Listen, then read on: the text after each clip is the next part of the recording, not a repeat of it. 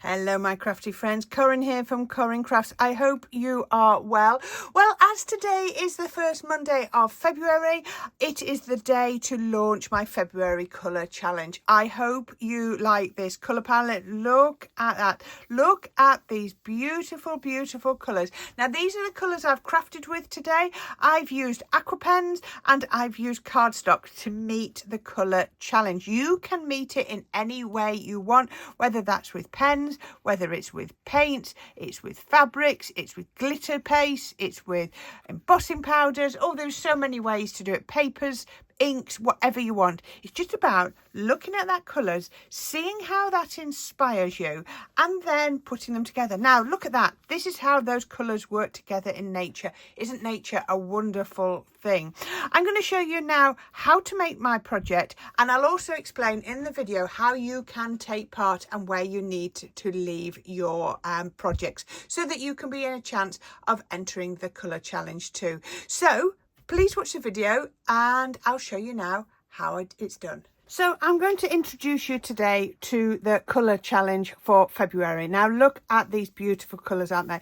They're gorgeous. You've got the pink, the lilac, the darker green, the lighter green and the cream. And I'm going to match those colours using aqua pens. I found 5 aqua pens: tulip, sea holly, evergreen, sea green and desert, which I think, if you look at that, are a perfect match. They have to be an approximate match, and you'll see I've got the tulip, the sea holly, I've got the desert there, evergreen and sea green. So those are my pens. Now, if you've seen any of my previous colour challenges, you know it doesn't have to be aqua pens. It could be paper, it could be card, it could be alcohol inks, it could be your ink pads, it could be cardstock, it could be glitter paste, it could be fabric if you're into mixed media, or sewing crafts. It really doesn't matter. It's about the colours, and it's an approximation, but I love this. So they're the colours, and look at them. Look at how they work together with that gorgeous, is it a hydrangea? I think it is. That looks like hydrangea to me. So yeah, absolutely beautiful. So I'm going to show you how I use these. Leave that one there. I'll just put this to one side and we'll go back to it at the end. Now I've just got myself just a quick mat to work on. Now I'm going to give you the measurements for 2 pieces of card. My top piece, as you can see on here, is 6.5 inches by 3 3/4 inches, and my final card is going to be 7.5 inches by 4 3/4. So I'm going up by 1 inch in total. Now I'm going to have 1, 2, 3, 4, and the card 5 layers. So I've only got up an inch over 5 layers. So you can see they are really, really skinny layers.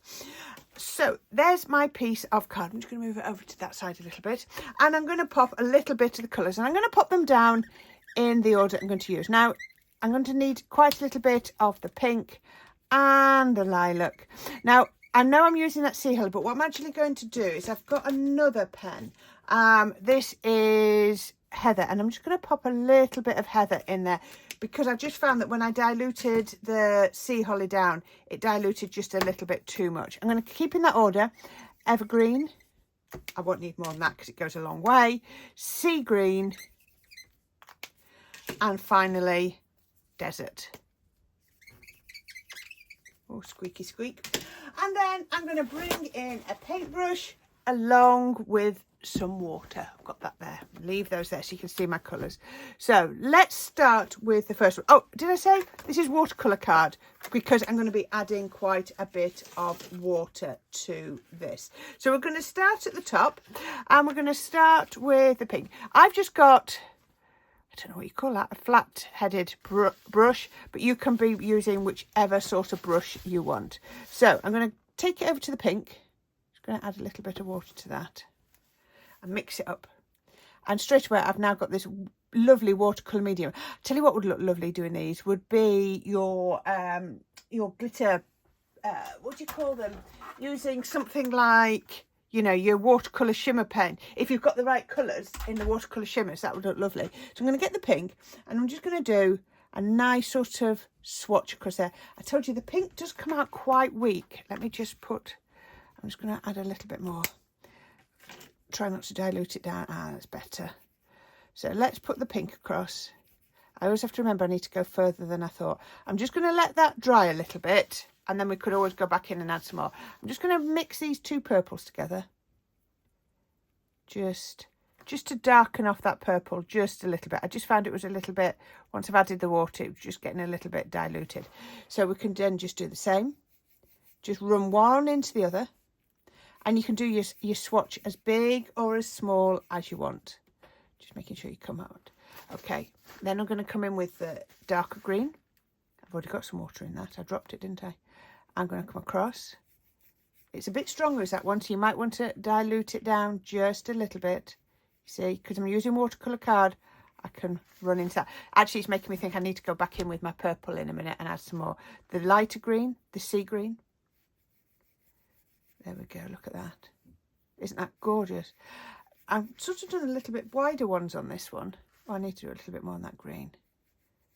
Otherwise it's not going to look right against the others, is it?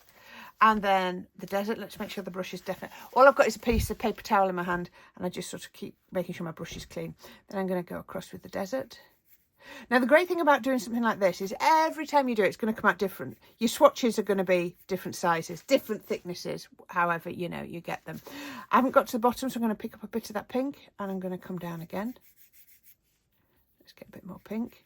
I need to definitely darken the pink, don't I? And I need to get a little bit more purple. I've used up all my purple. And let's go. The great thing is it dries really quick. As it dries, it when you go in with another colour, you can get depth and dimension to it. So I can just do a smaller one, just across here. I'm just going to go with a bit of the desert up at the top. Oh, some of these are a bit pale. I think I'm going to need to darken them up. Now, this is a great thing, is you can spend as long or as little time creating these swatches that you want. So let's just go, because that's hardly showing, is it? Across there.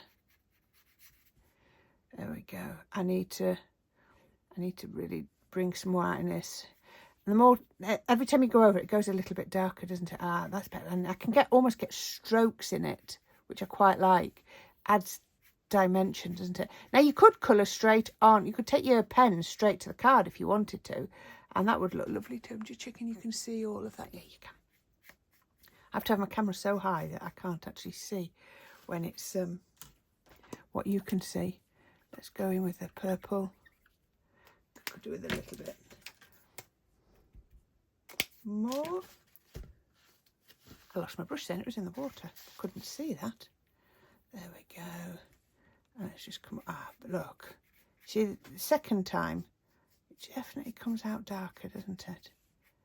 Let's just blend that into the green a little bit more. You can blend the colours. That is nicer. I'm just going to get this green, and I'm just going to come over here. Just wants to come over. Now, what we're going to do is we're going to do a die cut on top, so remember the colour needs to show through, so you perhaps need to make sure you've got enough depth. I quite like the brush lines. Now, if you don't like the brush lines, what you could do is you could put masking tape around the edges, and then when you peel it off, you'll get dead straight lines. But I wanted a bit, you know, the brush strokes to show. And I also like the sort of texture. There we go. Just like that. Right, I'm going to stop there because I've actually got one that's nice and dry. So we can just, there we go, get rid of that. So look at that. Isn't that lovely? So we have got this gorgeous swatch, and you can see with my colours, if I bring them in, okay, those look a bit darker, but, you know, you can see we've got, if I go down there, you can see we're following that colour absolutely. So as I mentioned, my card base is 7.5 by 4 3/4, and I've already put a piece of lilac on. Again, it was the nearest one I could find to match. I think that's a pretty good match. And onto there, now I find that if you put colour onto colour, it can look a little bit overpowering. So I've got the thinnest white border, and it's not my thickest cardstock. It's quite a middle of the road one. It's about 220 GSM. Yeah. I don't use, apart from flower making, I don't tend to use a much lighter cardstock than that. Sometimes when I'm making flowers, I like a smaller, lighter one, because it means I can manipulate them. So we're going to put that across there. There we are. If you haven't watched before, I just put that wet glue on to give me time to move things around. So we can put that on there. I'm going to have to just lift it up because, yeah, I just need to nudge it. See, I couldn't have done that if I'd done... Oh, one thing, look at that. The glue, the strips are running vertically on this. And I'm just pointing that out so when you see the next layer, you understand why I've said that. So we can put that on. That's better. And again, having that wet glue on really, really helps. So the next layer is all about my topper. So there we go. This is the one that's dry. Now, this time I've put the glue, foam tape to go horizontally. And if you watch one of my videos quite recently, I explained all about this. It's so that you get that crosshatch behind. Now, this sticks to about 1.6 millimeter foam tape. Because I put 2 layers on, I really don't want a lot of height. I just wanted a little bit so that everything isn't flat. Now, you might like totally flat cards. If you do, just put these on. So I've got the foam tape going down on that layer and now across on that layer. So when I turn this round, move that out of the way. So when I turn this round and put this on, I've got a really nice firm card. That's going to go on there. So there we go. So now it's not going to dip in any places because the one lot of foam tape goes down and the other goes across. I found that if I've done it all in the same direction, your foam tape sort of fits into grooves and then you get lines. Now look at that. Isn't that pretty? And if I bring this back, you can see, yeah, this is lighter shades, but it's all those colours, isn't it? We've got the beige colour, we've got the green and the more tealy green, yeah, the lilac and the pink as well. I love that. So that's my card base. Do you know what? We are so close to being done. Now I found a die. I wanted a floral die. I don't know where I got this from. It was in my folder of flower dies because I have a folder just for florals and it's absolutely gorgeous. It's got quite a lot of open detail and I've cut it out, and if I cut it out just of regular white card, this is what it looks like. And then I run it through with my embossing mat as well, and I've got lots of embossed detail. And then you can glue 2 or 3 of them together. Now this is where your precision glue press comes in absolutely wonderfully. So you can just put glue on like that. You can just really, really control. Now I've already glued 3 together, so this is number 4. So it's going to add lots of lovely dimension and detail, which is absolutely great. So we can pop that.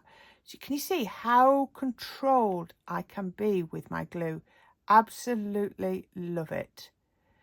There we go. I'm making sure that where there's anything, an end, we're making sure there's glue on there. There we go. There we are. Can you see? Really don't need much glue. And then we pop it on top of all of the others. And it should just literally almost click into place. There we go. I love doing this. And I'll show you it with a side view in just a minute. There we go. Now the only the bit that you have to mess around with is the spindly bits at the bottom. You just have to lay them on top of each other because they tend not to want to play ball, but we can get there. There we are. I would be inclined to get a cloth and pop those on. Now my plan was initially that would go straight on to my card base. Look at that lovely, lovely contrast. But then I thought, do you know what? I've used the purple card, or lilac, I've used the pink, but how about I cut it in green as well? Now I'm not going to put it onto the top of there. What I'm going to do is I'm going to do a very, very light drop shadow. Now by drop shadow, what we do, it means you put a colour underneath and then you just make them come apart very slightly and it just gives a light. Now if you use gold, it looks like it's lit up from underneath. Very often we use black, but I didn't want to use black on this because I wanted to introduce the colour. This is all about the colour challenge. It's getting those colours in. So I found the green, which, if you look back at here, is really good, sort of in between those two almost, isn't it? So it really, really does match the colour challenge. So just bringing down a little bit. And so I need to move my card out of the way. I'm going to bring my mat in because it might go a bit gluey. I'm going to put that one on. And then I'm going to just pop this on. I always drop shadow to the left. You might like to drop shadow to the right. It just feels right to me to drop shadow to the left. Now, you can drop shadow as much as you like. I'm just doing a tiny, tiny drop shadow. Just enough that you can just see it sticking through. That's all I want, is that tiniest little bit. There we go. Can you see? Can you just see how that green is just... Now there you see it's just moved a little bit too much. But all the time, look at this. It's a really, really robust die cut. Now you can see here, it's gone a little bit too far because I can see through. So I'm just going to take that, just move it over. And that's the great thing about using a wet glue, because I could have put like a double-sided tape behind, but then it would have stuck where it stuck, and I just wanted to have that ability to move it. There we go. Now, if you don't want to do lots of multiple cuts, you could maybe go in with foam pads on the back, but something as Fireman says. Now look at that. Look at how thick that is. That's going to add so much more dimension to my project, and that's going to sit on there. And can you just see how that green just pops? This isn't all about lots of colours. I know I've done different colour challenges where I've done lots of inking, lots of painting, you know, brought in lots of strong colours. This one isn't. It's quite subtle, but I think it's still going to meet the colour challenge. I don't know. I haven't finished it yet, but when I got all the bits ready, I felt like it was meeting it.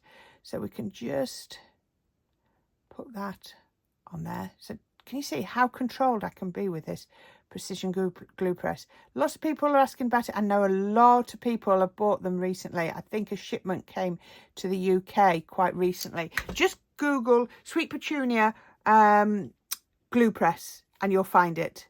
There we go. Now you can see why you need to expand your paint or whatever you're doing on the background a bit further than you think. Now what I would be tempted to do now is, if I had time, I'd get that and I'd probably just put something like that on with something a little bit heavy on top, and that would just hold down all of those bits while the glue catches, and it just catches. I've not got any wet glue, not any dimensional glue, so it's not a problem at all, but I haven't got time for that now. But I think even that few seconds will just hold it down. Now, the other thing I got recently was I treated myself to the sorts of things that you use. You know, I know I say use what you've got, but this is a consumable. I got just my type. It's from Hunky Dory. I also got some Tim Holtz ones. I love these Tim Holtz ones. They look like they've been stamped with one of those machines. So these are the sentiment strips. So you can see that you've got strips of sentiment.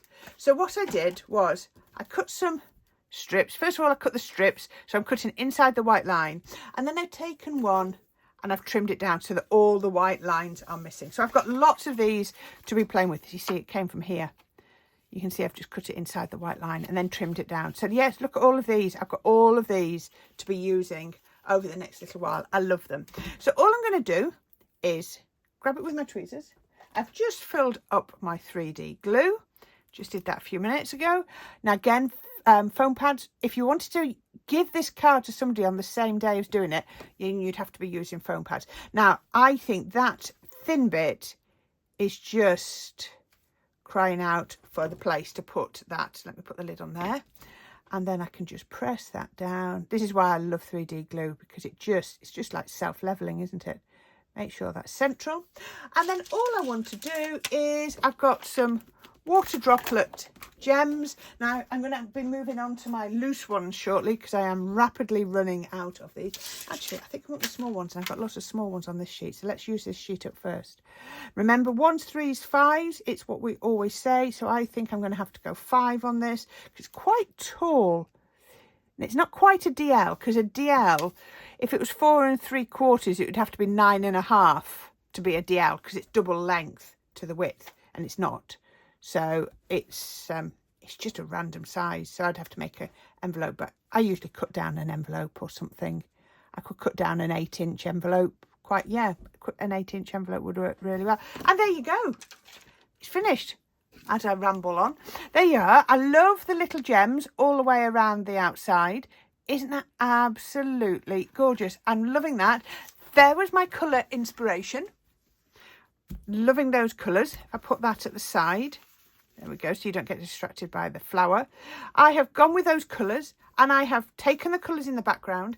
I've also taken the colours into the layers, and I've taken it into the drop shadow. So what do you think? I'd love you to join in. Now, the really easy to do, as I said, you can create any project that you want using this colour palette or an approximation of this colour palette. Don't worry if you can't get it absolutely spot on, and don't worry about these. I just download these from Pinterest and use these.